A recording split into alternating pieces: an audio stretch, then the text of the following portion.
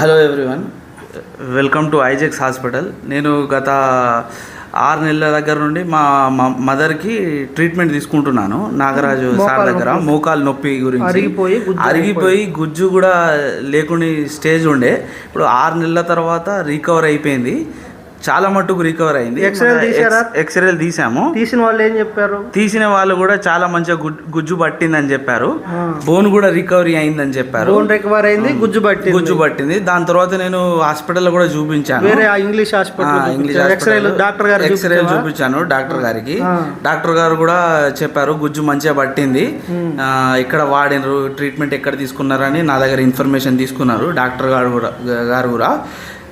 Thank you doctor గారు, మంచి treatment ఇస్తున్నారు. చూసారుగా, మన దగ్గర 6 నెలలు వీళ్ళు అమ్మగారికి రెహానా పేషెంట్ రెహనా గారికి మనం ట్రీట్మెంట్ ఇచ్చిన తర్వాత పూర్తిగా కాట్లే జరిగిపోయిన స్టేజ్ నుంచి 6 నెలలు ట్రీట్మెంట్ తీసుకున్న తర్వాత గుజ్జు కూడా పట్టింది. ల్యాబ్ టెక్నీషియన్ చూసి కూడా అబ్బా చాలా బాగుందండి, పాత వాటికి ఇప్పటికి.